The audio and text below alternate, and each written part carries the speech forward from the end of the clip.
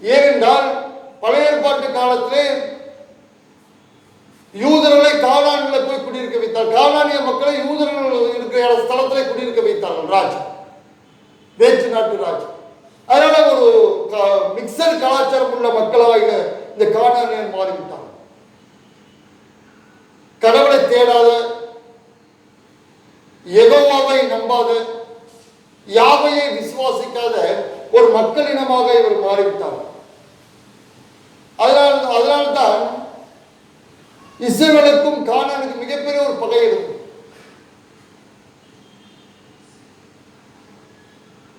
அதனால்தான் சீடர்களும் கூட அந்த கானானிய பெண்ணிடத்தில் இயேசு பேசிக் கொண்டிருந்ததை பார்த்து ஆச்சரியப்படுகின்றார். பொதுவாக யூதர்கள் பெண்ணிடத்தில் பேச மாட்டார்கள். அதுவும் கானானிய பெண்ணிடத்தில் பேசுவதை பார்த்து அவர் ஆச்சரியப்படுறார். அந்த பெண்ணுக்கு அழகாக சொல்கின்ற மலையிலே தொழுது கொண்டார்கள் என்று சொல்கின்றார். தன் பாவத்தை உணர்ந்து அடுத்தபடியாக ஆண்டவரை தொழுது கொள்ள ஆவல் கொண்ட ஒரு நிலை, ஆண்டவரை தொழுது கொள்ள ஆவல் கொண்ட ஒரு நிலை அவர் தீர்க்கதரிசியாக காண்கின்றார். அது மட்டும் இல்ல, ஆண்டவரை தொழுது கொள்ள வேண்டும் என்று விரும்புகின்றார். நாம் எந்த அளவுக்கு ஆண்டவரை தொழுது கொள்வதில் ஆவல் இருக்கிறது, விருப்பம் இருக்கிறது? திருச்சபை திறந்து வைத்திருந்த காலகட்டங்களில் நாம் எத்தனை மணிக்கு திருச்சபைக்கு வந்தோம்? எத்தனை பேர் திருச்சபைக்கு உட்கார்ந்து இருந்தோம்? 9 மணி 9:30 திருச்சபை என்றால் நான் பார்த்து கொண்டே இருப்பேன்.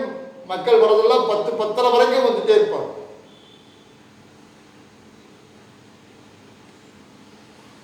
நிர்விசாரமா இருந்தோமே, சரியா ஆண்டவரை ஆராதிக்காமல் இருந்தோமே, ஸ்டேஜில் உட்கார்ந்துக்கிறது, இப்படிதான் ஆண்டவரை ஆராதித்தோம். வயதானவர்கள் உட்கார்ந்து இருப்பாங்க சர்ச்சுக்குள்ள. நாம் எப்படி ஆண்டவரை ஆராதித்தோம்? ஆண்டவரை உண்மையாய் ஆராதிக்கவில்லை என்றால் ஆண்டவர் சொல்கிறார், இந்த கல்லின் மேல் ஒரு கல் இராதபடிக்கு இடிக்கப்பட்டு போகும் என்று சொல்லி. ஆண்டவர் சபையை கூட்டமும் வல்லமை உள்ளவராக இருக்கின்றார், அதை இடிக்கும் வல்லமை உள்ளவராக இருக்கின்றார். ஆண்டவர் விரும்புவது உண்மையான ஆராதனை. நம் ஆசீர்வாதத்திற்காக அப்படியே வந்து ஆண்டவரை ஆராதித்து விட்டு ஃபேஷனுக்காக போவதில்லை, கடமைக்காக ஆண்டவரை ஆராதிக்க வேண்டும் என்று ஆண்டவர் விரும்புவதில்லை. ஆண்டவர் விரும்புவது உண்மையான ஆராதனை. இந்த பெண்ணுக்கு இருக்கிற ஆர்வம் நமக்கு இருந்தா இப்பொழுது திருவிருந்து எடுக்க முடியவில்லையே, ஆண்டவரை ஆராதிக்க முடியவில்லையே என்று என்ன கத்திரத்தினாலும் ஒன்றும் பிரயோஜனம். எப்போ திருச்சபை திறக்கும் என்று யாருக்கும் தெரிவதில்லை.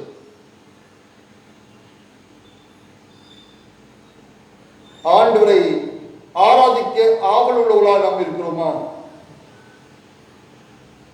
இயேசு கிறிஸ்து சொல்ற அந்த பெண்ணிடத்தில் அதற்கு இயேசு, பெண்ணே நான் சொல்கிறதை நம்பு, நீங்கள் இந்த மலையிலே எருசலேமில் மாத்திரமல்ல எங்கும் பிதாவை தொழுது கொள்ளும் காலம், எங்கும் பிதாவை தொழுது கொள்ளும் காலம்.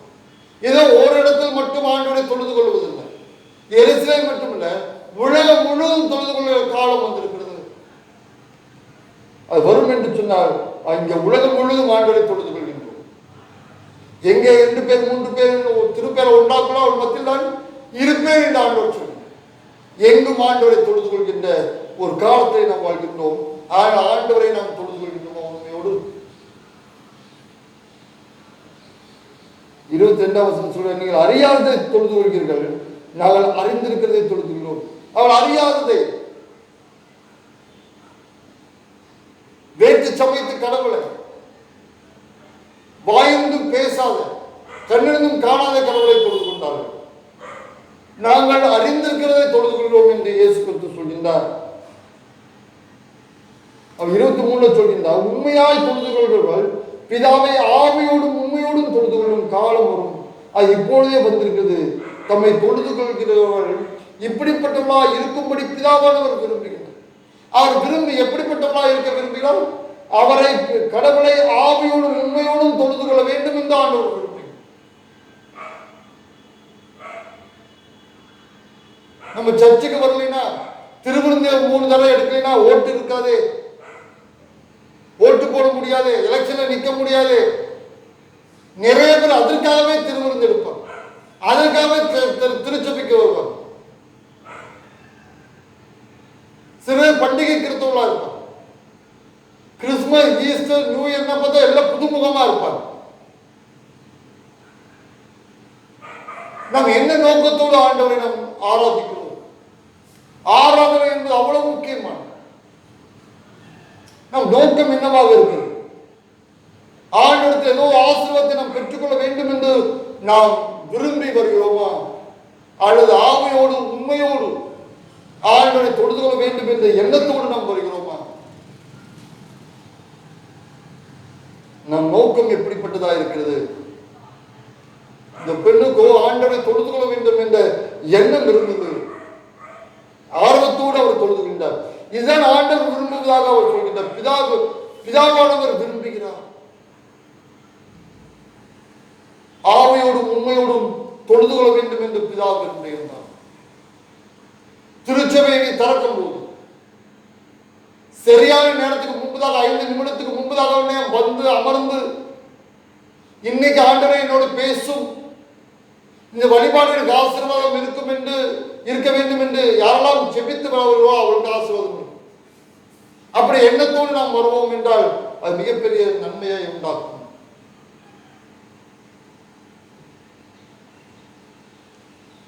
அடுத்தாக ஆராதனை விரும்பின ஒரு பெண், ஆண்டவரை தொழுது கொள்ள ஆவல் கொண்ட ஒரு பெண். அடுத்ததாக கடவுளின் பாரத்தை வெளிப்படுத்தின ஒரு பெண், கடவுளுடைய பாரத்தை. அதே போல ஏசாயா புத்தகத்திலே 6ஆம் அதிகாரத்திலே ஏசாயா அவரை பரிசுத்தராய் காண்கின்றார், தன் பாவத்தை உணர்கின்றார். அடுத்ததாக 8வது, பின்பு யாரை நான் அனுப்புவேன், யார் நமது காரியமாய் போவான் என்கின்ற உரைக்கிற ஆண்டவருடைய சத்தத்தை கேட்டு அதற்கு நான் இதோ அடியேன் இருக்கிறேன், என்னை அனுப்பும் என்றேன். அடுத்ததாக ஆண்டவரை ஆராதித்து விட்டோம், ஆண்டவரை மகிமைப்படுத்தி விட்டோம். அடுத்து கடவுளுடைய பாரத்தை சுமந்து செல்ல வேண்டும்.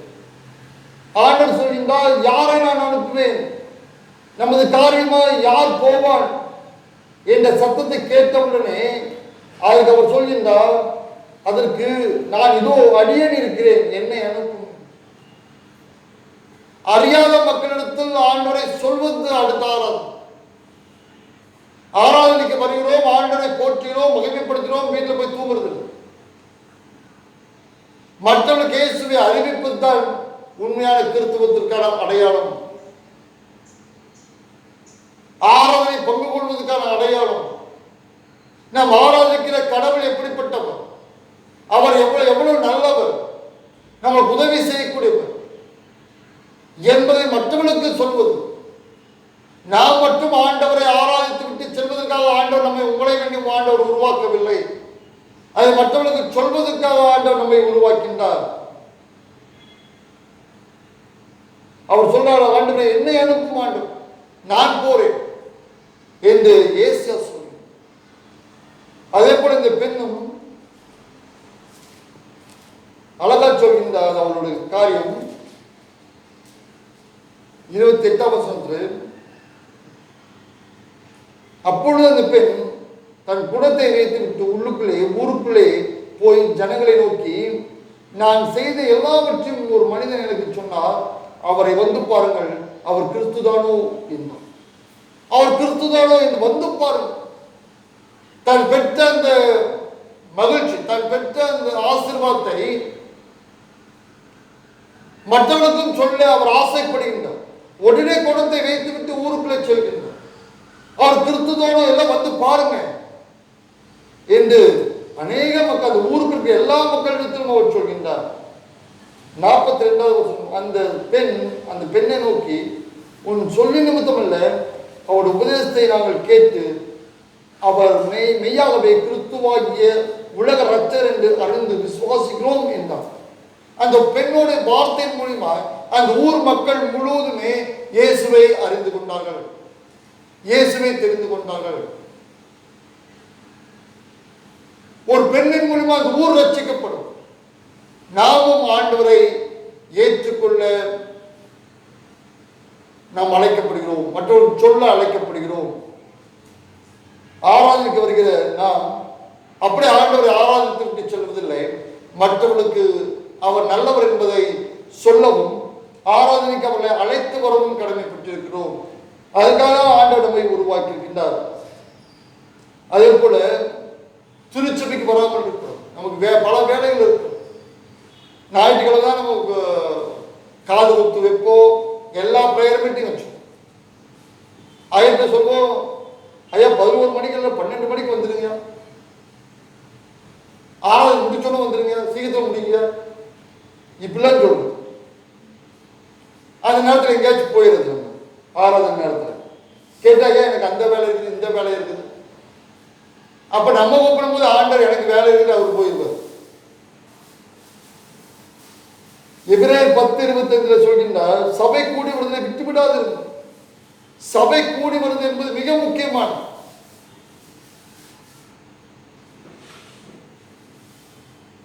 கடைசி காலத்திலே, இப்ப நம்ம இருக்கிற இந்த கடைசி காலத்திலே ஆராதனை என்ற பெயரு ஆட்டமும் பாட்டமும் தான் இருக்கிறது.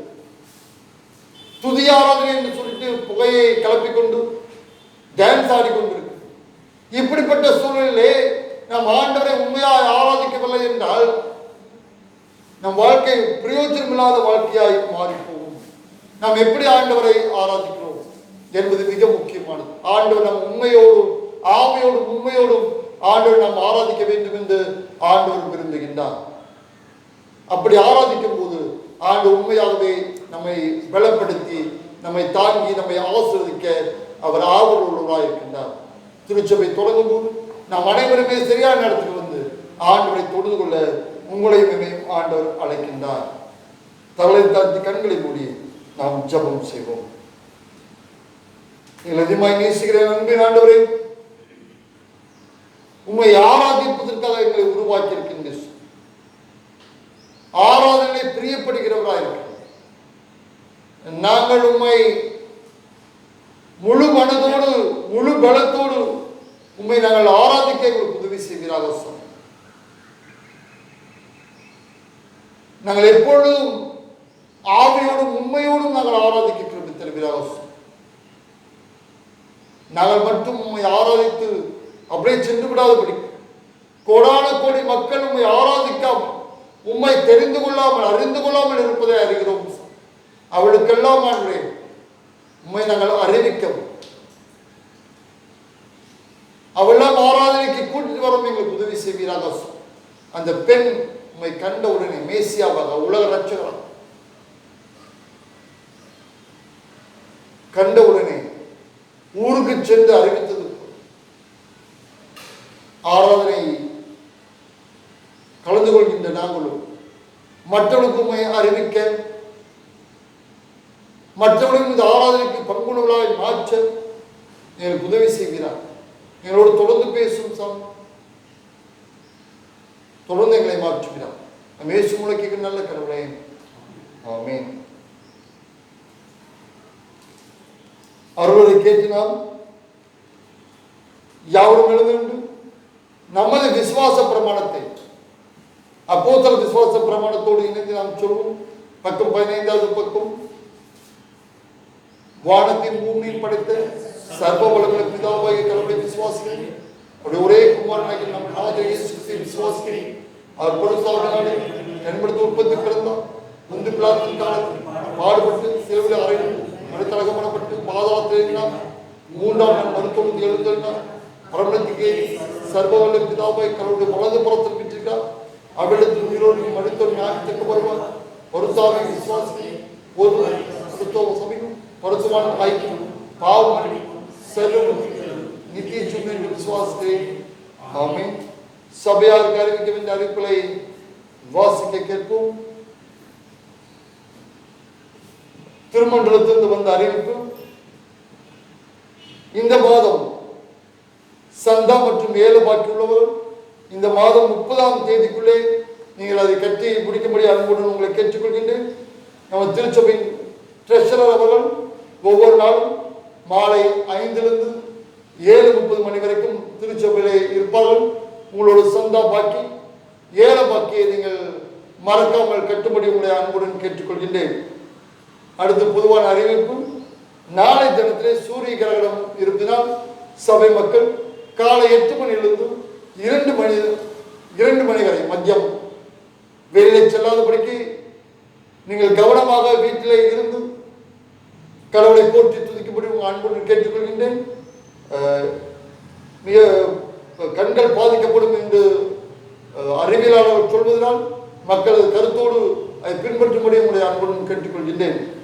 அடுத்தாக திருமண அறிவிப்பு.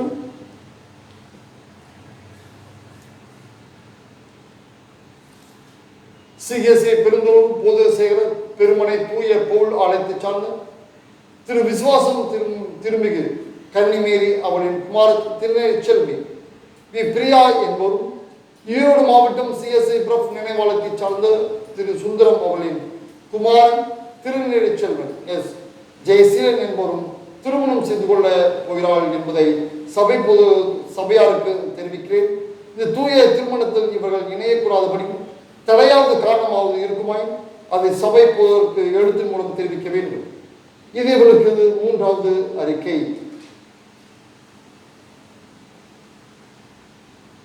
நமது சபையை சார்ந்த திருமிகு எஸ் ராஜசேகரன் திருமிகு கிரேசி அவரின் பேரன் குமாரன் திருநெல்வேலி ஆர்ஜி ராகவேந்திரன் என்போரும், ஈரோடு மாவட்டம் வெள்ளோடு போதகசேகரன் சிஎஸ்ஐ கிருத்துநாதர் ஆலயத்தை சார்ந்த லெட் ஹென்றி திருமிகு எஸ்தர் அவர்களின் குமாரத்தி திருநெல்வேலி எச் அர்ச்சனா கார்குலவி என்போரும் திருமணம் செய்து கொள்ள போகிறார்கள் என்பதை சபையாருக்கு தெரிவிக்கிறேன்.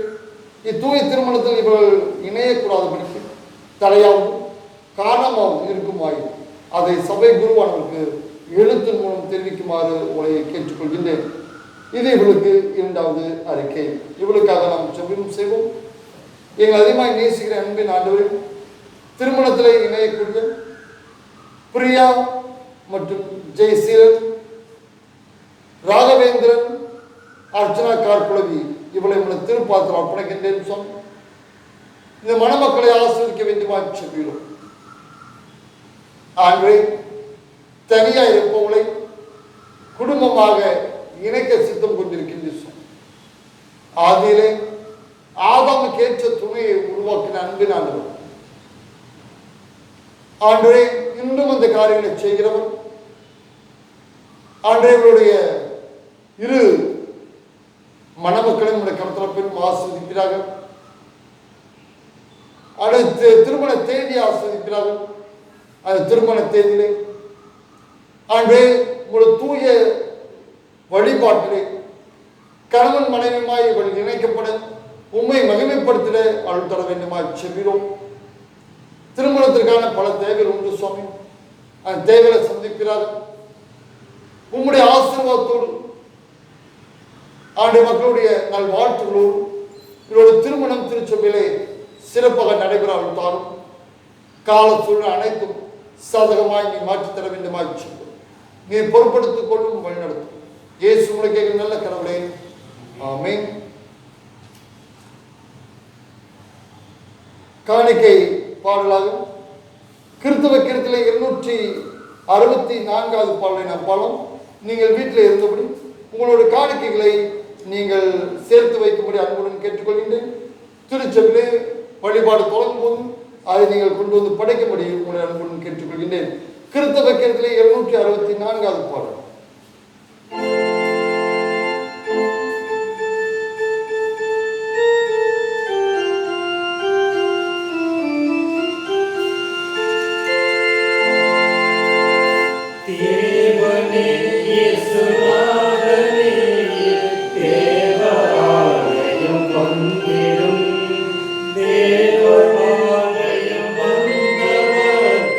திவ்ய ஆவியை ஈந்திடும்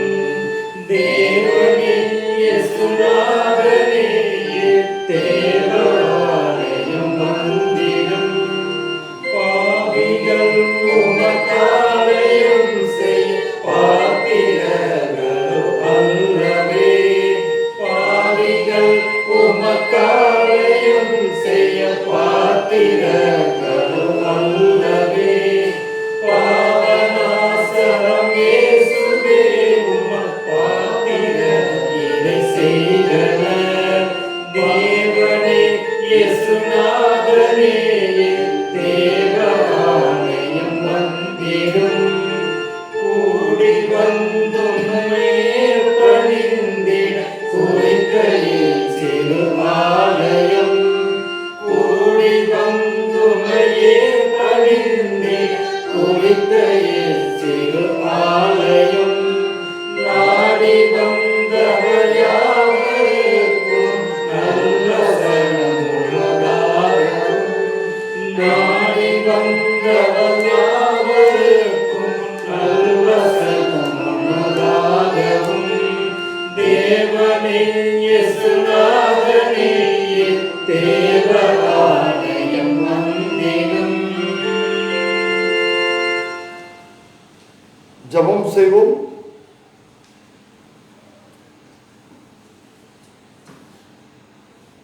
கர்த்தர் உங்களோடு இருப்பாராக. கர்த்தாவே எங்களுக்கு இரங்கும். கர்த்தாவே எங்களுக்கு இரங்கும். ஆண்டவர் கற்பித்து தந்த ஜெபத்தை நாம் சொல்லுவோம். பரமடைக்கிறீர்கள் பிதாவே, நாம் படுத்தப்படுதல் ராஜ்யம் உம் சித்தம் பரமடை செய்யப்படுதல் பூமியில செய்யப்படுதல். அன்றோட அப்பத்திற்கு தாவே எங்களுக்கு உருவமாய் குற்றம் செய்யும். நாங்கள் மன்னிக்கிறது போல எங்கள் குற்றங்களை எங்களுக்கு மன்னி. எங்கள் சோதனை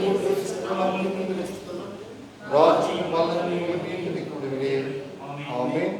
தொடர்ந்து நாம் ஜெபம் செய்வோம். நீங்கள் அதிகமாக நேசிக்கிற எங்கள் அன்பின் ஆண்டவரை, நீங்கள் சபையார் ஒவ்வொருவரும் இந்த திருப்பாத்திரம் அர்ப்பணிக்கின்றேன் சொன்ன சிறு குழந்தை முதல் கொண்டு பெரியவர்கள் வரைக்கும் உங்களுடைய கருத்தில் அர்ப்பணிக்கிறேன். கொரோனா நோய் தீவிரமாய் பரவி கொண்டிருக்கின்ற இந்த சூழலை என் சபை மக்களை காத்துக் கொள்கிறார்.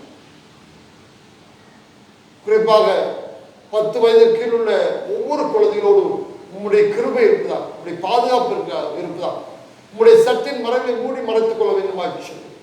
அதே போல 60 வயசுக்கு மேலுள்ள ஒவ்வொரு முதியவர்களும் உங்களுடைய திருப்பாத்திரம் அர்ப்பணிக்கிறோம், காத்துக் கொள்கிறார்கள். எல்லா நாச மோசங்களும் விலைக்கு காத்துக்கொள்ள வேண்டுமாச்சு. அதே போல உலகம் முழுவதும் இந்த கொரோனா நோய் தீவிரமாய் பரவி கொண்டிருக்கிறது. இப்பொழுது சென்னை மாநகரில் அதிகமாய் பரவி கொண்டிருப்பதை அறிவியல் சொல். அதை தொடர்ந்து எல்லா இடங்களிலும் பரவி கொண்டிருப்பதை அறிவியல்.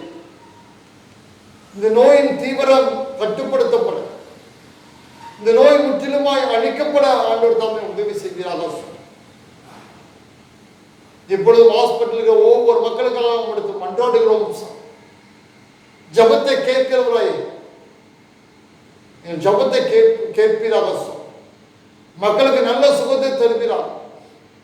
எடுத்துக்கொள்கின்ற ட்ரீட்மெண்ட்ல உங்களுடைய கிருபை இருப்பதால், அவர் எடுத்துக்கொள்கின்ற மாத்திரை மருந்தில் உங்களுடைய கிருபை இருப்பதால் நல்ல சுகத்தை மக்கள் பெற்றுக்கொள்ள வீடு திரும்ப உங்களுக்கு நன்றி செலுத்த கிருபைத்தான்.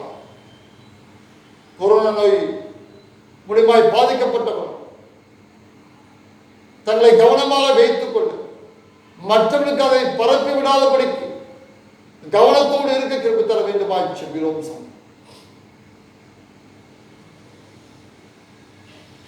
அது மட்டுமல்ல, இந்த நோய்க்கு எதிராக போராடி கொண்டிருக்கிற மருத்துவர்களுக்காக, தூய்மை பணியாளருக்காக, ஆம்புலன்ஸ் டிரைவருக்காக, நர்ஸுகளுக்காக,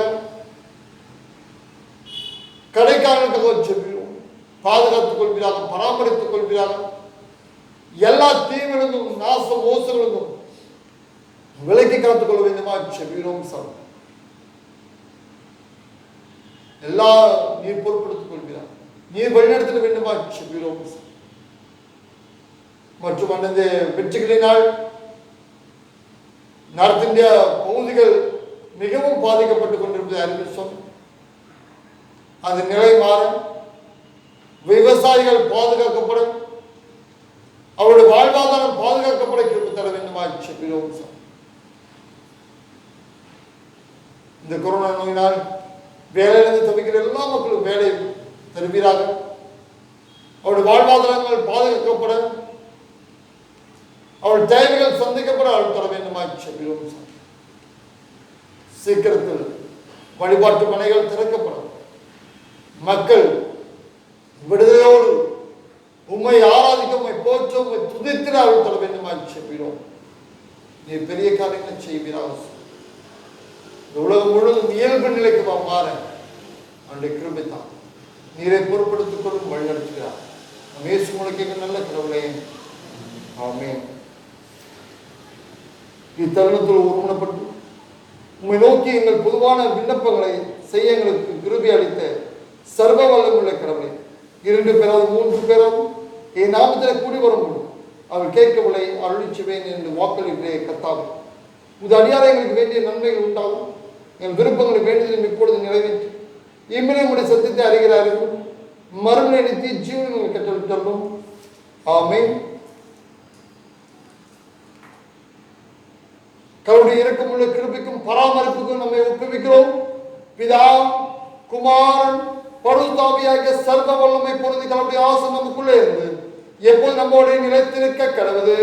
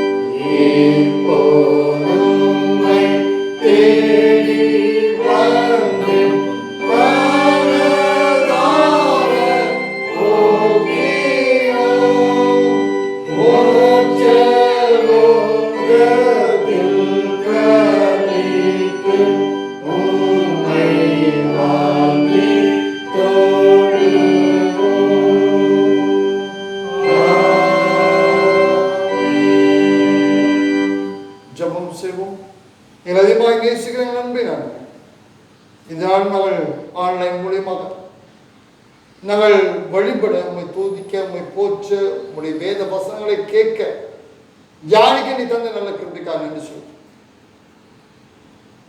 இனி ஆகவே வழிபாட்டிலே அக்கறை உள்ளவர்களாக, கிறிஸ்தனை உள்ளவர்களாக, ஈடுபாடு உள்ளவர்களாக உண்மை நாங்கள் எப்பொழுதும் போற்றி துதிக்க, உண்மை மகிமைப்படுத்தவும், அது இல்லத்திலே மட்டுமல்ல என் உள்ளத்திலே சபையிலே மிகுந்த ஈடுபாட்டோடு உண்மை வழிபட, உண்மை போற்ற துதிக்க எங்களுக்கு உதவி செய்வீராக. ஆமையோடும் உண்மையோடும் நாங்கள் உண்மை வழிபட கிருபித்தோம். அதை நீர் விரும்புகின்றீர், எதிர்பார்க்கின்றீர். ஆசீர்வாதத்தை கல்லாண்டவரே, உண்மையாகவே நாங்கள் உண்மை துதிக்கிறோம், போற்ற மகிமைப்படுத்தும், உண்மை வழிபடும், உம்மிடத்திலிருந்து நன்மைகளை பெற்றுக்கொள்ளவும் கிருபை தர வேண்டுமாய் செல்கிறோம். அப்படிப்பட்ட உணர்வை, எண்ணத்தை, விருப்பத்தை எங்கள் சபை மக்கள் ஒவ்வொருவருக்கும் நீ தருவீராக. இந்த தடைகள் நீங்கி நாங்கள் விடுதலோடு உண்மை ஆராதிக்க கிருபித்தான். ஆசீர்வதியும், ஒவ்வொரு மக்களையும் ஆசீர்வதிக்கிறார். இதற்காக ஆன்லைன் சர்வீஸ்க்காக உழைக்கின்ற ஒவ்வொரு மக்களையும் ஆசீர்வதிக்கிறார். இயேசு உழைக்கின்ற நல்ல கடவுளை, ஆமென். என் ஆத்மாவை கர்த்தரை தோற்று, என் முழுமை பரிசுத்தத்தை தோற்று, என் ஆத்மாவை கர்த்தரை கர்த்தர் சகல நன்மைகளை மறவாதே. ஆண்டு உள்ளோடு இருப்பாராக. சமாதானத்தோடு சென்று வாருங்கள்.